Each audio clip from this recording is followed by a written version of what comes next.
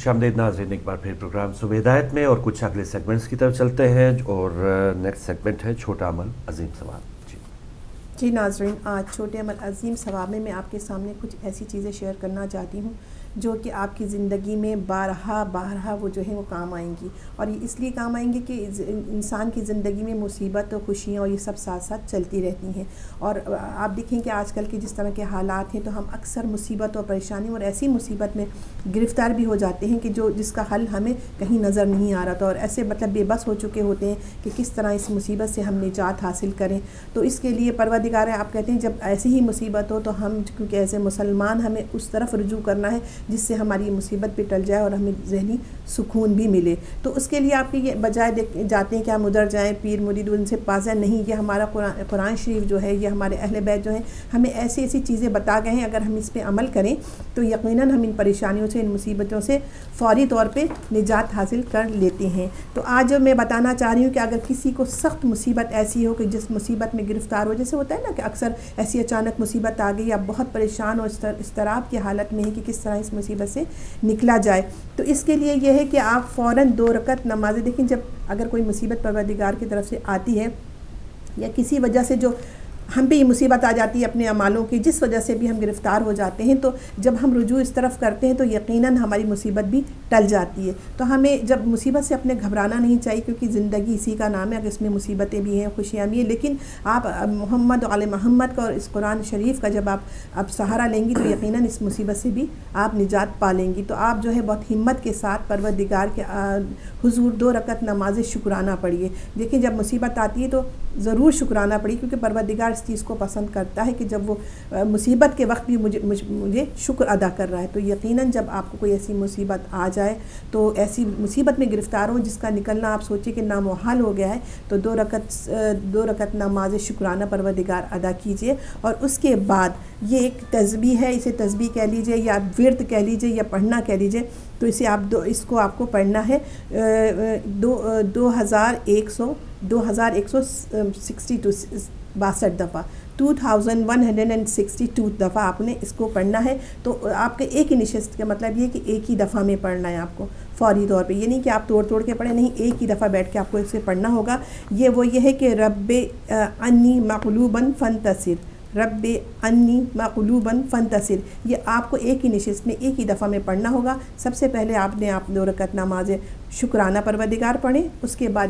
اس کو پڑھیے، یہ 2162 دفعہ آپ نے پڑھنا ہے ایک ہی دفعہ میں۔ تو انشاءاللہ تعالیٰ پروردگار کی بالکل مہربانی آپ پر ہوگی اور رحم و کرم ہوگا، اور آپ اس مصیبت سے فوراً نجات حاصل کر لیں گے۔ اس کے ساتھ ہی حضرت امیر المومنین علیہ السلام فرماتے ہیں کہ رسول خدا صلی اللہ علیہ وسلم جب سخت اضطراب کی حالت میں ہوتے تھے تو یا حیو یا قیوم کا جو تھا وہ ورد رکھتے تھے، مطلب ورد ایسے بلا فاصلہ، مطلب مسلسل یہ تکرار کرتے رہتے تھے، یا حیو یا قیوم، یا حیو یا قیوم کی تکرار کرتے رہتے تھے، تو وہ اس مصیبت سے، اس پریشانی سے نجات پا لیتے تھے۔ تو یہ چھوٹی چھوٹی ایسی چیزیں ہیں جو اگر آپ یہ فوراً اسے کریں اور اس کا سہارا لیں تو انشاءاللہ تعالیٰ ان مصیبتوں سے آپ فوری طور پہ نکل جاتے ہیں، بجائے کہ آپ کسی کے پاس جائیں اور اس کو اپنے حالہ دل بتا رہے ہیں اور یہ ہو رہا وہ مدد نہیں کر پا رہا ہے۔ لیکن کیوں نہ آپ اپنے پروردگار کے آگے سجدہ کیجیے اور اسی سے مدد مانگیے، تو یقیناً وہ مدد کرنے والا ہے، کیونکہ وہ بڑا رحیم اور کریم ہے۔ جب کوئی چیز آپ کے آتی ہے تو وہ بندے کو اتنا جب وہ عاجزی سے اور یہ بات یقیناً ہے کہ جب آپ پریشان ہوتے ہیں اور اضطراب کی حالت میں تو یقیناً دعا جو ہے وہ دل سے نکلتی ہے، اور جب دعا دل سے نکلتی تو یقیناً وہ عرش الہی تک پہنچتی ہے۔ تو سب سے زیادہ آپ کی نیت جو ہے وہ بالکل صاف اور سچے دل سے پروردگار عالم کے سامنے یہ آپ جب پڑھیں گے اور دعا کریں گے تو انشاءاللہ تعالیٰ آپ کی دعا ضرور مستجاب ہوگی، اور آپ کی جو بھی پریشانی ہے اس سے فوری طور پر آپ نجات حاصل کر لیں گے۔ اس کے ساتھ ہی ایک اور میں آپ کو بتاؤں کہ اگر سخت مصیبت ہے یا رزق کی تنگی ہے تو اس کے لیے بھی استغفر اللہ و اتوب الیہ کو آپ نے 30,000 مرتبہ پڑھنا ہے۔ یہ بھی ایک ہی نشست میں پڑھنا ہے، مطلب ایک ہی دفعہ میں پڑھنا ہے، آپ نے توڑ کے نہیں پڑھنا ہے۔ اس کی وجہ سے بھی آپ سخت مصیبت میں یا آپ کے رزق میں جو ہے وہ کمی ہو گئی ہے، بہت پریشان ہیں آپ کے مالی طور پہ بھی اور مصیبت میں ہیں، تو اگر آپ یہ ایک نشست میں اسے بھی پڑھ لیں گے 30,000 مرتبہ استغفر اللہ و اتوب الیہ کو، تو یقیناً پروردگار عالم آپ کو اس مصیبت سے نجات دے گا اور آپ کی یہ دعا جلد از جلد مستجاب ہوگی۔ اور یہ بہترین یہ بہترین جو ہے یہ آپ کے لیے تجویبات اور جو تکرار جو میں آپ کو بتا رہی ہوں، تو اگر اس کو آپ رکھ لیں گے اپنی زندگی میں تو یقیناً اس میں کامیابی ہوگی، اور آپ کی وہ ساری پریشانیاں جو اچانک زندگی میں ہر انسان کے آ جاتی ہیں تو وہ اب اس سے نجات مل جائے گی۔ جزاک اللہ۔ جی ناظرین، اگلا سیگمنٹ ہے تازہ ترین خبروں کا، اور آج کا اخبار بھی ہمارے پاس ہے۔ اہم ترین ایک تازہ خبر ہے عراق سے۔ عراق کے علاقے سنجار میں داعش کے حملے میں 25 بچے شہید ہو گئے، اس کی اطلاعات آئی ہیں، اور یہ پوری آبادی جو ہے اس میں زیادہ تر پناہ گزین ہیں اور دیگر علاقوں سے اٹھ کے آنے والے لوگ ہیں، اور محض 25,000 بچے اس آبادی میں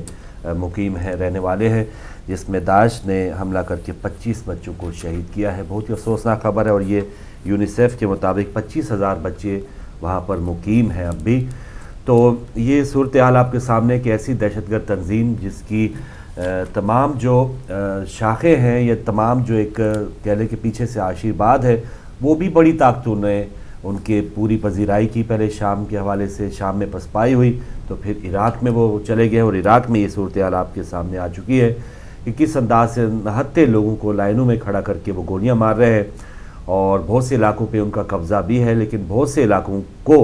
ان کے قبضے سے خالی بھی کرایا گیا۔ تو ایک جنگ وہاں پہ جاری ہے، اور افسوس کی بات ہے کہ جو بڑے جو کنٹریز ہیں یا بڑے ممالک ہیں، کہ ہم دیگر ممالک میں امن و امان کے لیے وہ گھسپیٹ بھی کرتے ہیں، وہ جاتے بھی ہیں، لیکن کل افغانستان سے خبر تھی کہ ایک امریکی جرنیل جو ہے وہ افغانستان میں فوجی اڈے میں فائرنگ سے ایک امریکی میجر جنرل وہ ہلاک ہوا۔ تو نہ افغانستان میں ان کو کوئی کامیابی ملی، نہ عراق میں، نہ کسی بھی ملک میں جہاں پر امن و امان کی خاطر یہ لوگ جاتے ہیں، اور بلکہ اور زیادہ انتشار اور زیادہ وہاں پر جو ایک علیحدگی پسند جو تنظیمیں ہیں وہ سر اٹھا لیتی ہیں، اور پھر جو اس قسم کے جو دہشت گرد جو انہوں نے خود پالے پوسے ہوتے ہیں وہ بعد میں اسی مقامی آبادی کے لیے سردر بن جاتے ہیں۔ تو یہ صورتحال ہر ملک میں تقریباً ہمارے خاص طور پہ اپنے خطے میں پاکستان، افغانستان، عراق میں، شام میں، اور اب بہت سی ایسی جو عرب امارات کی جو ریاستیں ہیں وہاں پر بھی اس قسم کی صورتحال ہو چکی ہے۔ تو یہاں پر وہاں کی جو مقامی لوگ ہیں انہی کا حق بنتا ہے کہ وہ وہاں پر مل بیٹھ کے جو اپنا ایک حکومت ہے، منظم حکومت ہے، وہ قائم کریں، اور بیرونی جو طاقتیں ان کو بھی اب سوچ سمجھ کے یہاں پر جہاں پر دخل اندازی کرنی ہے، فلسطین کے معاملے پہ بالکل خاموشی ہے، اور جہاں پر کوئی اپنا ان کا من پسند کوئی کسی بھی قسم کا جو قانون ہے اس کی دھجیاں بکھیر رہا ہے تو وہاں پر وہ خاموشی ہے۔ لیکن اگر آپ کا اپنا مفاد ہے، مسلمانوں کو کچلنا ہے، مسلمانوں کو تمام ممالک میں جو ہے اپنی ایک دھونس یا ایک اپنا ایک اثر رکھنا ہے، تو اس کے لیے تمام یہ جو چھوٹی چھوٹی دہشت گرد تنظیمیں ہیں ان کو کھل کے پیسہ بھی دینا ہے، اسلحہ بھی دینا ہے، اور وہاں کی جو مقامی آبادی ہے وہ اس سے کتنا سفر کرتی ہے، وہ اس سے کتنا نقصان اٹھاتی ہے۔ آئے دن یہ جو شہادتیں اور ہلاکتوں کی ہم خبر سنتے ہیں کہ کاش جو بڑی تنظیمیں، بڑے ممالک جو ہے وہ اس حوالے سے مل بیٹھے اور جو دخل اندازی ہے وہ کرنا چھوڑ دیں، اور جو اس قسم کی تنظیمیں ہیں، دہشت گرد تنظیمیں ہیں، ان کے خلاف اگر کوئی وہ ایکشن کر سکتے ہیں تو وہ وہاں کی عوام کی بھلائی ہوگی، بلکہ پوری انسانیت کی ایک بھلائی ہو سکتی ہے۔ جی عراق کی خبر تھی، آج صبح پاکستان کی خبر کہ ڈرون حملہ ہوا جس میں 6 افراد ہلاک ہونے کی اطلاعات ہیں۔ تو ڈرون حملے جو کافی عرصے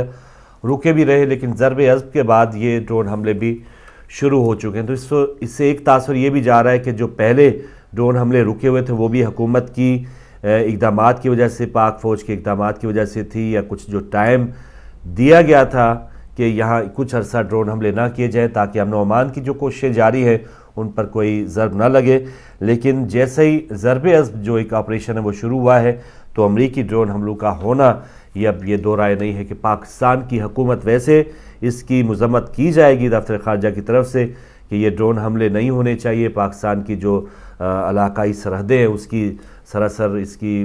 وائلیشن ہے، لیکن یہ صرف کاغذی حد تک ہی، تو بڑی ہمارے اسمبلیوں تک میں ہمارے وزیر اعظم یہ کہہ چکے کہ نہیں ہونے چاہیے، لیکن کہیں نہ کہیں سے پاکستان کی بھی رضامندی اس میں ہوتی تھی۔ تو اب جیسے ہی یہ ضرب اب شروع ہوا ہے اس کے بعد جو ڈرون حملے ہو رہے ہیں، اور اس میں یہ بھی اطلاعات ہے کہ ڈرون حملوں میں بھی جو دہشت گرد ہیں وہی مارے جا رہے ہیں، کیونکہ وہاں کی جو اکثر آبادی وہاں سے ویسے ہی منتقل ہو چکی ہے، تو وہاں پر جو بھی لوگ اب بچے ہیں وہ ان کا تعلق زیادہ سے زیادہ یا دہشت گردوں کو پناہ دینے والوں میں ہے یا وہ خود دہشت گرد ہیں۔ تو اس میں 6 افراد ہلاک ہوئے ہیں۔ دیکھتے ہیں کہ مزید تفصیلات اس کی کیا آتی ہیں۔ کل 8 شوال تھا اور یوم انہدام جنت البقیع منایا گیا۔ اس حوالے سے سعودی حکومت پر شایع نشان انداز سے مزارات کی تعمیر کرنے کی دباؤ بڑھ گیا ہے۔ کل لندن میں بھی سعودی ایمبیسی کے سامنے ایک احتجاج کیا گیا اور بہت سی ایسی جو شیعہ تنظیمیں خاص طور پہ انہوں نے یہ دن منایا، لیکن کوشش یہی ہونی چاہیے، جو ہمارے ہر پروگرام میں بھی اس پر بات ہوئی، کہ کوشش یہی ہونی چاہیے کہ جو دیگر مسلمان سب کے یہ مقدسات ہیں، سب کے لیے یہ جو عزت اور احترام کی وہ جگہ ہے، اور ان کو اسی انداز سے تعمیر ہونا چاہیے جو اس سے 90 سال پہلے جس انداز سے وہ تعمیر شدہ تھے۔ تو اس پر تمام جو مسلمان ہیں ان کو مل کے، اور یہ مسئلہ صرف سال کے سال نہیں اٹھنا چاہیے، یہ مسئلہ ہمیں برابر سعودی حکومت پہ دباؤ ڈالتے رہنا چاہیے۔ اور اب آہستہ آہستہ جو ایک بہت ہی پوتر اور ایک قسم کا ہم سمجھتے تھے کہ جو سعودی حکومت ہے وہی سعودی عوام اور سعودی عرب میں جو علاقے ہیں، مقدس جو شہر ہے، انہی کی آڑ میں جو سعودی حکمران ہیں انہوں نے بہت عرصہ حکمرانی کر لی ہے۔ ہمارے ایک عام لطیفہ بنا ہوا ہے کہ عام جو ہمارے پاکستانی اٹھ کے جاتے ہیں، جیسے یہاں پر سگریٹ کی ڈبیا پہ لکھا ہوتا ہے کہ اسموکنگ کرنا منع ہے، یا اس قسم کے خبردار تمباکو نوشی منع ہے۔ ظاہر ہے سعودی عرب میں وہاں پہ عربی میں لکھا ہوا ہوگا، تو ہمارے کسی پاکستانی بھائی نے وہاں پر جو ڈبیا پڑی دیکھی تو اس نے کہا دیکھیں یار یہاں پہ دیکھیں نیچے پھینک دی انہوں نے جو سگریٹ کی ڈبیا، اس پر آیات لکھی ہوئی تھی۔ تو ہمیں وہ سوچ سمجھ یا سوجھ بوجھ اس انداز میں ہے کہ اتنا اندھا اعتقاد ہے وہاں پہ کہ کچھ بھی ہو وہ ہم نے چومنا ہے، ہم نے اس کا احترام کرنا ہے۔ شاہ عبداللہ ہے یا وہاں کے جتنے بھی بڑے کوئی غاصب رہنما ہیں، کیا ان کو یہ جنت البقیع نظر نہیں آتا؟ بلکہ ارد گرد ان کے تمام محلات وہ اس سے بڑھ کر اور اس سے اور تزئین و آرائش، اس پر کروڑوں اربوں جو ریال ہیں وہ خرچ کیے جاتے ہیں۔ تو کیا یہ مزارات تعمیر کرنا، اور یہ بھی اب ثابت ہو چکا کہ اس میں کوئی ایسی بدعت یا شرک والی بات نہیں ہے، لیکن ایسے جو لوگ اب بہت زیادہ طاقتور ہو چکے ہیں، ان کا بس چل رہا ہے، تو آپ نے دیکھا عراق میں اور شام میں انبیاء تک کے جو مزارات ہیں ان کو انہوں نے نقصان پہنچایا ہے۔ تو یہ لوگ جو طاقت پکڑ رہے ہیں 90 سال کے بعد سے، ان کو کوئی حیا یا ان کو شرم یا ان کو کوئی اس قسم کی کوئی واپس بیک فٹ پہ وہ نہیں آئے۔ اس کا مطلب یہ بھی ہے کہ جو ہم لوگ احتجاج کرنے والے، ہمارے احتجاج کو بھی مزید مؤثر انداز میں آگے چلنا چاہیے، اور دیگر جو ہمارے اہل سنت بھائی ہیں جو مزارات کی شان، مزارات کی عزت اور احترام کو سمجھتے ہیں، ان کو بھی یہ معاملہ صرف محض معاف کیجیے گا شیعوں پر نہیں چھوڑ دینا چاہیے۔ تو یہ ہم میں کوئی اس قسم کی تفریق نہیں ہے، اختلافات ہوں گے تو وہ صرف 8-10% اختلافات ہوں گے، لیکن جو 90% مشترکات اس میں ایک یہ بھی ہے کہ جو احترام ہے اولیاء اللہ کے مزارات کا، انبیاء کے مزارات کا اور اہل بیت علیہ السلام کے مزارات کا، اس میں کوئی دو رائے نہیں ہے۔ لیکن یہ ہے کہ جب تک ہم سب مل کے اٹھیں گے نہیں تب تک یہ معاملہ ویسے کا ویسے رہے گا، بلکہ یہ اور بھی آپ نے دیکھا پاکستان میں بہت سے اہم مزارات پہ حملے ہو چکے ہیں، داتا صاحب سے لے کے عبداللہ شاہ قاضی رحمۃ اللہ علیہ کے مزارات، اور پشاور میں جو بھی آپ نے دیکھا رحمان بابا کے مزارات پر بھی حملے ہوئے۔ تو یہ ایسے مزارات ہیں جن کی سب عزت اور احترام کرتے ہیں۔ تو پھر یہاں پر جو سب سے جو بلند و بالا ہستیاں ہیں، جو جنت کی ہستیاں ہیں، منبع نور ہیں، منبع علم ہیں، اور اس حوالے سے اگر ہماری یہ خاموشی ہوگی تو ہمارا ایمان اس حوالے سے بالکل اس کو ہمیں ٹٹولنا چاہیے کہ ایک حدیث پاک ہے کہ ہمارا ایمان اس وقت مکمل ہی نہیں ہو سکتا جب تک کہ اہل بیت علیہ السلام یا نبی کریم صلی اللہ علیہ وآلہ وسلم سے ہم سب سے بڑھ کے محبت نہیں کرتے۔ ہمیں اہل خانہ، ہمارے عزیز و اقارب، ہمارے بہن بھائی، ان سے محبت ہوگی، لیکن ان سب سے محبت جب تک اہل بیت علیہ السلام سے بڑھ کے نہیں کریں گے تو پھر یہ تمام ہمارا ایمان جو ہے وہ کچا ہی رہے گا۔ تو ہمیں کوشش ہونی چاہیے کہ ہم پہلے یہ جو توہین اہل بیت علیہ السلام کی، نبی کریم صلی اللہ علیہ وآلہ وسلم کی، اسی میں توہین ہے۔ ہم بعض اوقات ہی کہتے ہیں ٹھیک ہے مسجد نبوی جو ہے وہ تو چلے انہوں نے رہنے دی، ان کی مہربانی ہے، تو کیا حضرت فاطمہ سلام اللہ علیہا کی مزار کی جن لوگوں نے بے حرمتی کی ہے، یا جو اس وقت وہاں کی ان کی قبروں کی حالت ہے، تو کیا نبی کریم صلی اللہ علیہ وآلہ وسلم اس پر غضبناک نہیں ہوئے ہوں گے یا ہو نہیں رہے ہیں؟ تو یہی وجہ ہے عالم اسلام کی شاید کہ ہم نے ان ہستیوں کی عزت نہیں کی، تو پھر ہم کیسے مسلمان جو ہے وہ کیسے دنیا میں باعزت ہو سکتے ہیں؟ جن کی عزت اللہ تعالیٰ نے بلند کی ہے ہم نے ان کا احترام نہیں کیا، ایون ان کی قبروں تک کا احترام نہیں کیا، تو ہم کس انداز سے ہم کہتے ہیں کہ ہم مسلمان ہیں جی، ہم کلمہ گو ہیں، ہمیں ان مسائل کا بھی سامنا ہے، ہمیں ہر کوئی جو ہے وہ حقیر جانتا ہے، کوئی بھی ملک جو ہے وہ کسی بھی مسلمان ملک پر حملہ کر سکتا ہے، بلکہ اب تو وہ ایک پیسہ ایک ہوتا تھا کہ شاید پیسے کی وجہ سے کچھ ممالک بچ جاتے ہیں یا ان کی کچھ عزت اور احترام ہے. آپ نے دیکھ لیا کہ سعودی حکمران یا عرب حکمرانوں نے پیسے کے بل بوتے پہ اپنے تھوڑے سے اقتدار کو طول تو دیا ہے، لیکن ان کی عزت اور احترام اب وہ نہیں رہی بین الاقوامی طور پہ بھی جو پہلے کبھی ہوا کرتی تھی. اور ایون جو ہمارے اسلامی ممالک ہیں ان میں تو بالکل ہی عزت و احترام ختم ہو رہا ہے ان حکمرانوں کا بھی، اور بحیثیت مجموعی پوری عوام کا بھی احترام، یا ہر جگہ جو دہشت گرد ہے ان پر ایک لیبل لگا دیا جاتا ہے کہ یہ مسلمان ہے. اس کی وجہ یہی ہے کہ خود ہم جو مسلمان ہیں وہی مسلمانوں کے گلے کاٹتے ہیں اللہ اکبر لگا کے، ایک نعرہ لگا کے. اور جو بڑے بڑے واقعات ہیں، سانحات ہیں، کربلا سے بڑا واقعہ اور کون سا ہو سکتا ہے، وہاں پر بھی جو مد مقابل تھے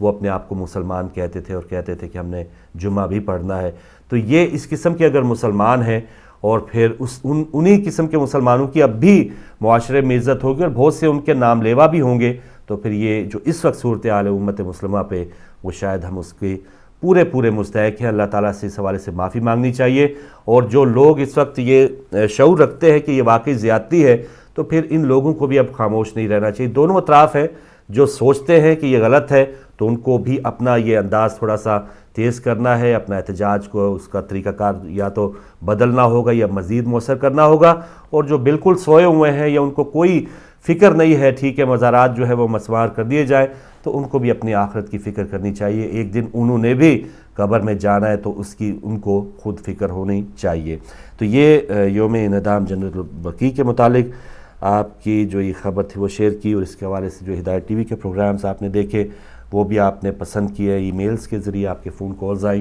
تو بہت شکریہ. لیکن کوشش انشاءاللہ یہی ہوگی کہ ایسے ایشوز کو ہم بار بار اٹھاتے رہیں. ایاز صادق صاحب جو اس وقت قومی اسمبلی کے اسپیکر ہے، تو استعفوں کی بات ہو رہی، آگے چل کے ہمارا ٹاپک بھی یہی ہے. لیکن ایاز صادق صاحب کی صبح یہ خبر آئی کہ کیونکہ ان کا ایک حلقہ بھی شامل ہے ان 4 حلقوں میں جس میں عمران خان صاحب نے کہا ہے کہ وہاں پر دوبارہ گنتی کی جائے یا وہاں پر دھاندلی کے الزامات ہیں، تو ایاز صادق جو اسپیکر انہوں نے یہ پیشکش کی ہے کہ اگر یہ معاملہ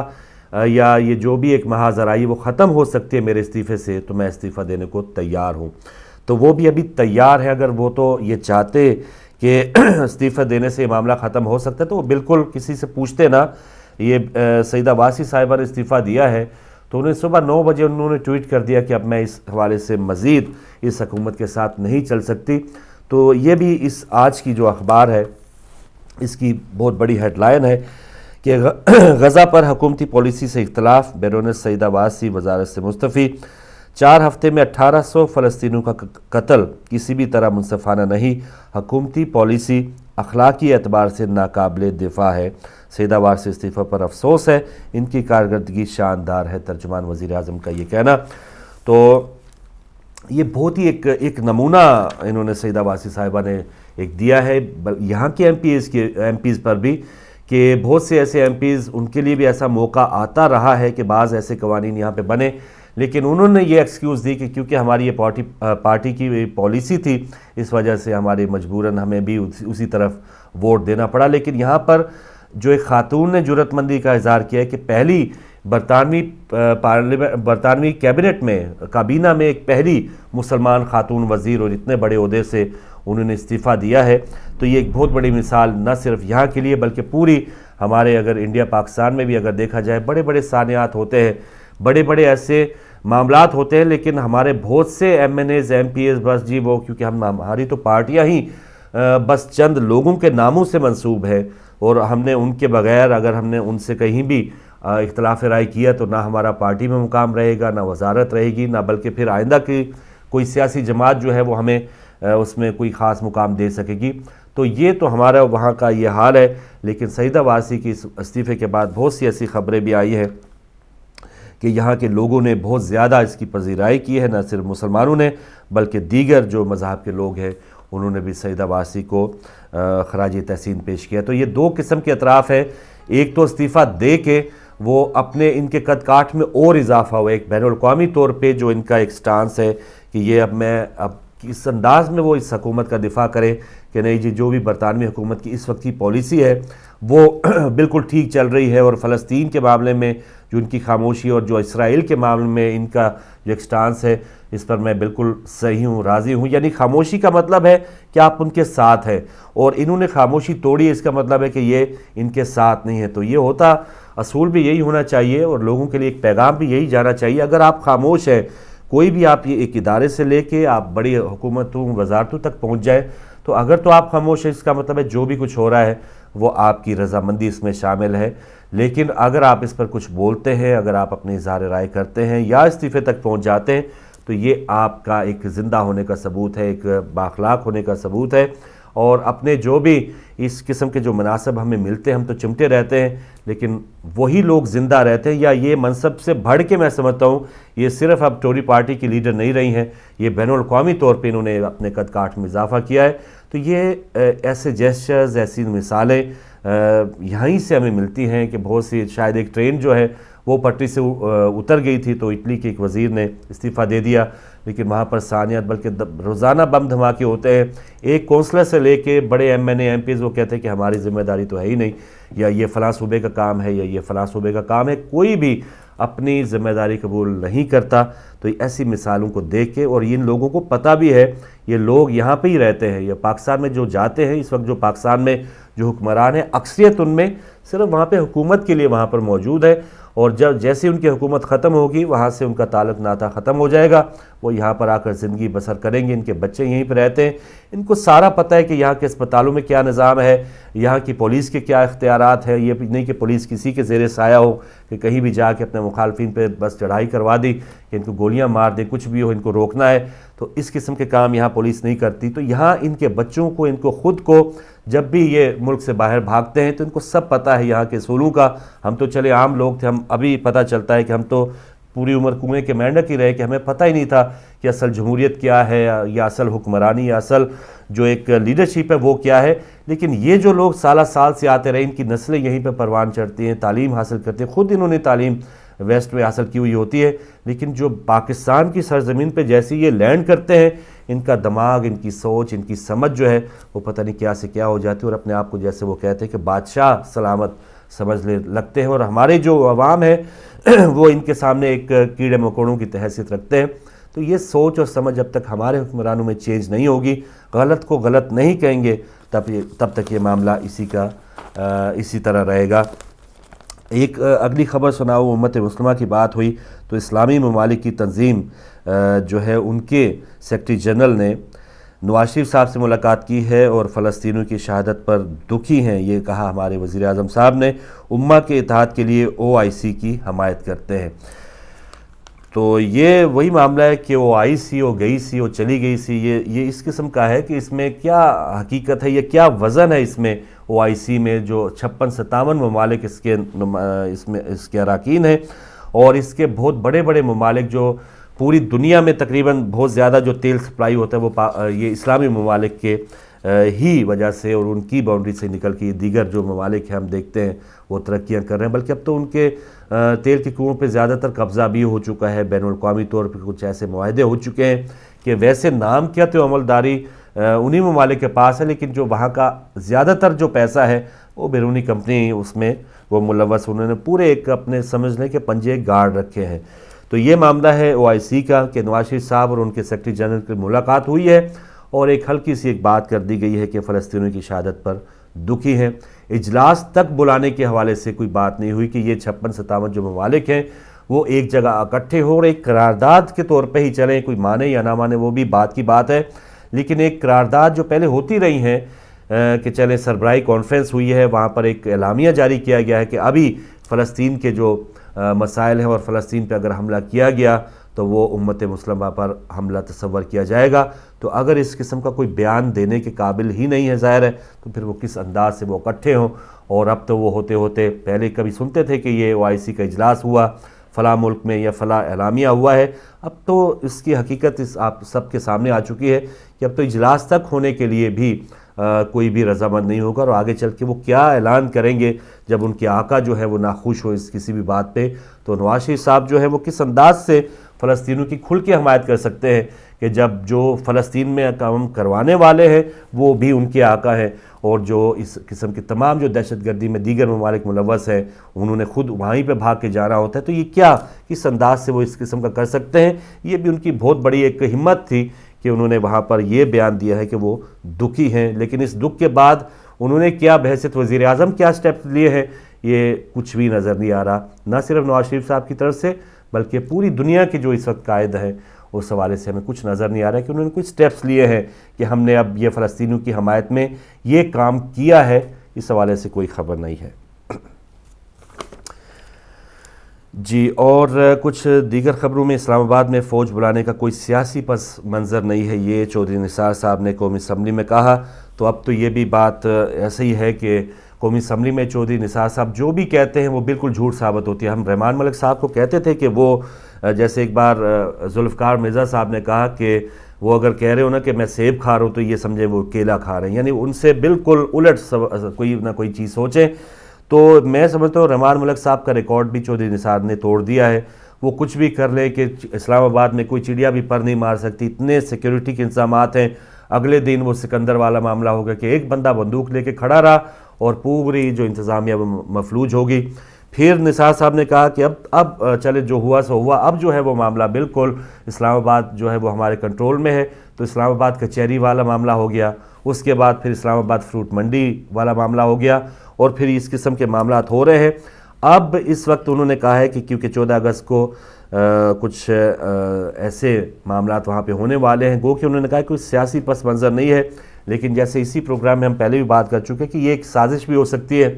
کہ اس سے پہلے پولیس جو ہے وہ مظاہرین کو روکنے کے لیے وہ استعمال کی جاتی تھی، لیکن کیونکہ اب فوج وہاں پر حفاظت کے لیے مامور ہوگی آرٹیکل 245 کے تحت، تو ایسی کوئی سازش تو نہیں ہے کہ جو بھی وہاں پر عوام احتجاج کے لیے جائے تو وہاں پر فوج ان کے آمنے سامنے، اور فوج پاکستانی فوج اور پاکستانی عوام جو ہے وہ آمنے سامنے ہو جائے، خدا نہ کرے کہ ایسا ہو، لیکن یہ جو اپنا اقتدار بچانے والے لوگ ہیں ان کے لیے کچھ بھی ہو جائے، دوسرے مر کے خاک بھی ہو جائے لیکن اپنا اقتدار بچا رہے، یہ ان کی اولین ترجیح ہوتی ہے۔ تو ان کی یہ سازشیں جو ہے میں سمجھتا ہوں کہ راحیل شریف صاحب اور جو دیگر قائدین ہیں پاکستان کے وہ سمجھ رہے ہوں گے۔ اسلام آباد میں کوئی کسی غیر ملک نے حملہ نہیں کیا، نہ وہاں پہ کوئی سیلاب آیا ہے، نہ کوئی طوفان آیا ہے، نہ وہاں پر کوئی اتنا بڑا حدود ہے وہاں کے کہ پورے چلیں۔ بڑا ہوا تو ہمارے یہاں یہی ہوتا تھا کہ دیگر صوبوں کی پولیس جو ہے وہ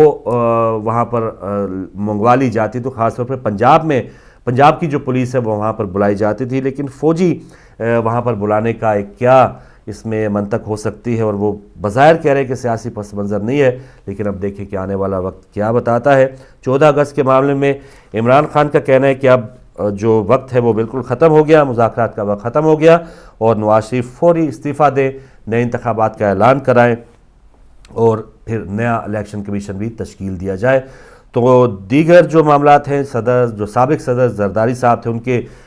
ٹیلی فون پہ بات ہوئی عمران صاحب سے، کچھ ہی دیر پہلے خورشید شاہ صاحب اور جماعت اسلامی کے لوگ آپس میں مل رہے تھے، تو یہ کچھ ملاقاتیں ہو رہی ہیں، اس معاملے کو روکنے کے لیے باتیں کر رہے ہیں، تحریک انصاف کو یہ بھی دباؤ ڈالنے کی کوشش ہو رہی کہ یہ لانگ مارچ نہ کیا جائے۔ دوسری طرف طاہر القادری صاحب جو ہے وہ بھی ابھی انہوں نے کسی بھی انقلابی کی تاریخ نہیں دی، لیکن 10 اگست کو انہوں نے کہا کہ یہ شہداء کے ساتھ یکجہتی کا دن منایا جائے گا، آئندہ ان کا کیا لایا عمل ہوگا، اور عمران صاحب جو ہیں وہ واقعی اپنا اب یہ سٹانس چینج کریں گے یا اسی سٹانس پہ کیونکہ ڈٹے ہوئے ہیں۔ آج 6 تاریخ ہوگی تو بالکل 8-10 دنوں میں یہ معاملہ آپ دیکھتے ہیں کہ کس طرف جاتا ہے۔ عمران صاحب جو ہیں وہ تمام جو دیگر سیاسی جماعتیں ان کے دباؤ میں آئیں گے، یا جو ایک وہ فیصلہ کر بیٹھے ہیں کہ 10-15 لاکھ جو لوگ ہیں وہ اسلام آباد آنے ہی آنے ہیں، تو اب دیکھتے ہیں اس کا کیا نتیجہ نکلتا ہے۔ ایک افسوسناک خبر آخر میں شیئر کرتا چلو، آزاد کشمیر کی ایک وین کھائی میں جا گری، ایک ہی خاندان کے 5 افراد سمیت 19 افراد جاں بحق ہو گئے، اور وین فارورڈ کوہٹا سے ہجیرہ جا رہی تھی۔ حادثہ تیز رفتاری کے باعث موڑ کاٹتے ہوئے آیا، تو وہاں جن لوگوں کو جانے کا اتفاق ہوا وہ بھی بالکل جانتے ہوں گے کہ کس قدر وہاں پر خطرناک موڑ ہے۔ کوئی حفاظتی یا یہ نہیں کہ سڑک جو ہے وہ آپ 30 سال بعد جائیں تو کوئی 1-2 فٹ سڑک جو ہے وہ چوڑی ہو گئی وہ ہو سکتا ہے سڑک جو ہے وہ اور سکڑ گئی ہو۔ تو اس معاملے میں وہاں پر جو ڈرائیورز ہیں یہ بھی ان کی دیکھیں کہ تیز رفتاری ہے، ہو سکتا ہے کسی ڈرائیور نے نشہ بھی کیا ہو اور اوور لوڈنگ کا بھی بہت زیادہ مسئلہ ہے. تو یہاں پر ایک ہی خاندان کے جہاں پر 5 جنازے اٹھے ہوں گے تو ہم ان سے تعزیت پیش کر سکتے ہیں. ان کے دکھ کو وہی جان سمجھ سکتے ہیں. ہم صرف یہ بات کرنے والے ہیں خبر پڑھ کے ہم تو اگلی خبر پڑھ لیں گے, لیکن جو حقیقی جو سانحہ ہے یا حقیقی جو کمی ہوئی ہوگی وہ اسی خاندان یا انہی کے افراد کو یہ دکھ اور یہ تکلیف پہنچی ہوئی ہوگی. ہم دعا ہی کر سکتے ہیں کہ اللہ تعالیٰ ان کے دکھ میں کمی کرے, ان کے جو تمام جو اس وقت زخم ہیں ان پر مرہم رکھا جائے. اور ان 5 افراد کے علاوہ 19 افراد جاں بحق ہو گئے. تو کیا کوئی اس قسم کا وہاں پر ایسا انتظام کیا جائے گا کہ ڈرائیونگ لائسنس جو ہے وہ بالکل ایسے ڈرائیور کو دیے جائے کہ وہ گاڑی کو چلانا بھی جانتا ہو اور کسی نشے کا عادی نہ ہو, اور یہ جو ریس لگانا ہے وہ روز کا وتیرہ ہے نہ صرف وہاں پر بلکہ پورے پاکستان میں, کہ گاڑیوں کی وہ حالت نہیں ہوتی کہ وہ 60 یا 50 مائل سے بھی اوپر چل سکے, لیکن وہ لوگ بہت زیادہ اس کو تیز دوڑاتے بھی ہیں. بہت سے ایسے واقعات ہو چکے ہیں, لیکن روک اس پر یا اس پر جو ہے وہ ہم اس قسم کی خبریں اسی وقت نہیں پڑھیں گے جب تک حکومت اس قسم کے اقدامات نہیں کرتی کہ ڈرائیورز کو لائسنس دیتے وقت پوری چھان پٹک لی جائے اور گاڑیوں کی جو فزیکل فٹنس ہے کوئی MOT سسٹم کا وہاں پہ نظام ہو. لیکن وہاں نظام سب ہے, قانون شاید وہاں پہ بھی ہوں, سارا کچھ ہوگا, لیکن 150 20 یا اب تو شاید رشوت کی شرح تھوڑی بڑھ گئی ہوگی. جس نے رشوت دے دی, گاڑی پاس کرا لی, لائسنس لے لیا اور پھر یہاں پر لوگوں کی جانوں سے کھیل لیا, تو یہ سلسلہ بھی وہاں پر رکنا چاہیے. بہت افسوس ہے آزاد کشمیر میں یہ واقعہ پیش آیا. تو یہ ناظرین خبریں تھیں, اور اگر کوئی تصویر ہمارے بھائی نے یہ دکھائیں گے, فلسطین کا جو معاملہ اس وقت چل رہا ہے, تقریباً 2000 کے لگ بھگ شہادتیں ہو چکی ہیں. تو یہ دیکھیں کہ جو عمارتیں ہیں جس میں جو ہے سریا ہے, سیمٹ ہے, پتھر ہے,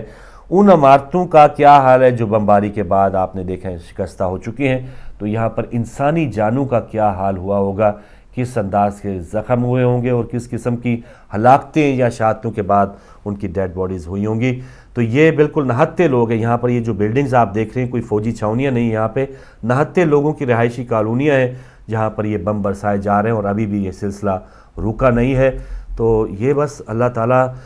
ہمارے جو دیگر مسلمان ہیں ان کو دیکھ کے سبق حاصل کرنے کی اللہ تعالیٰ توفیق دے. اور ایسا اگر ہم نے خود بولے نہیں, ہم نے کوئی سبق حاصل نہ کیا, تو یہ عمارتیں ہماری اپنی بھی ہو سکتی ہیں. اب ہم یہ نہ سمجھیں کہ ہم UK میں ہیں, پاکستان میں, انڈیا میں, کہیں بھی ہم محفوظ ہیں. جو دشمن ہے وہ آپ کی چاروں طرف پھیل چکا ہے. اب آپ کو یکجہتی کے ساتھ ان کا مقابلہ کرنا ہے. ہم محفوظ کہیں بھی نہیں ہیں, اور ایون پھر اگر اس حالت میں ہم مر گئے کہ ہم نے مسلمانوں کی فلاح کے لیے کوئی کام ہی نہیں کیا, تو پھر ہمارا بہت برا انجام ہو سکتا ہے. تو خدا تعالیٰ اس سے بچائے. تو یہ ناظرین آج کی یہ جو تصویر تھی بالکل واضح بول رہی تھی, واضح پیغام دے رہی تھی, نہ صرف ہمیں بلکہ پوری امت مسلمہ کو, ان کے حکمرانوں کو, کہ کچھ کر لیں اگر کچھ کرنا ہے, ورنہ آپ کے جو محلات ہیں ان کی بھی شکل ایسی عمارتوں کی ہو سکتی ہے. تو اب بریک کی طرف چلیں گے. بریک کے بعد جب ہم واپس آئیں گے, جو اگلا ہمارا سیگمنٹ ہے استعفیٰ, جو ایک ٹاپک ہے ہمارا ریزگنیشن, کہ کیا مثالیں, کیا ہمارے انڈیا پاکستان میں بھی ایسی مثالیں آ سکتی ہیں, اور یہ جو سعید عباسی صاحبہ نے استعفیٰ دیا اس پر آپ کیا کہیں گے. واپس آ کے آپ کی بھی بات سنیں گے اس چھوٹی سی بریک کے بعد.